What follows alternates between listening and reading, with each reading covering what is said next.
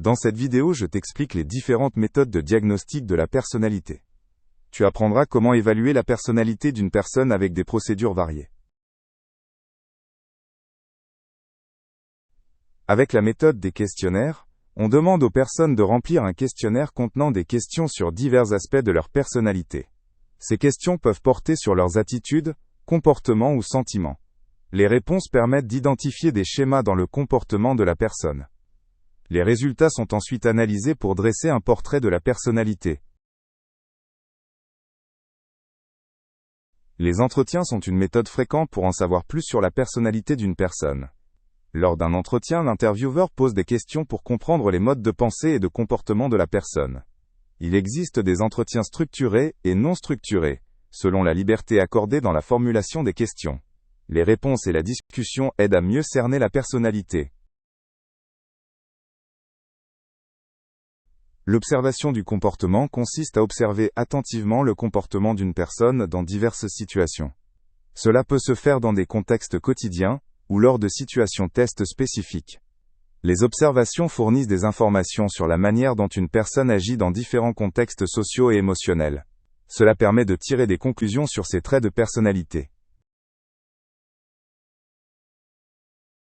Les méthodes projectives visent à découvrir des traits de personnalité inconscients.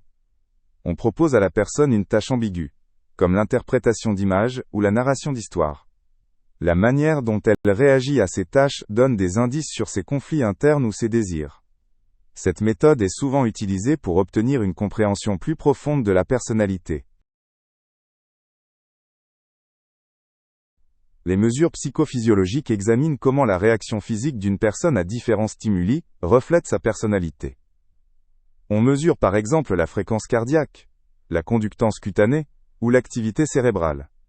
Ces mesures peuvent indiquer du stress, de l'angoisse ou d'autres réactions émotionnelles. Elles aident à saisir les aspects physiologiques de la personnalité. L'introspection est une méthode où une personne réfléchit elle-même à ses propres pensées et sentiments. Elle est encouragée à penser à son propre comportement et à ses expériences.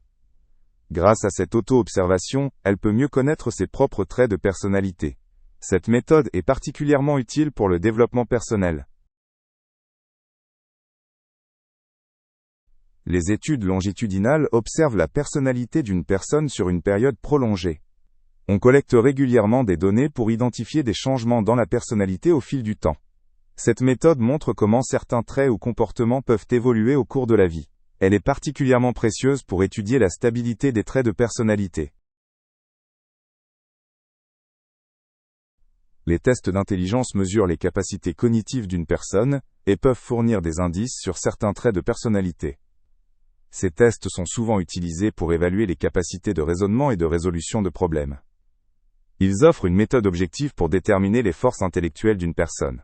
En diagnostic de la personnalité, ils sont un outil utile pour examiner les aspects cognitifs de la personnalité. Les méthodes biographiques se basent sur les expériences et l'histoire de vie d'une personne. Elles permettent de reconnaître les traits de personnalité à partir des expériences et décisions vécues. Cette méthode se réfère au passé et à son influence sur la personnalité actuelle. Elle offre une vue d'ensemble sur le développement et l'impact des événements de vie.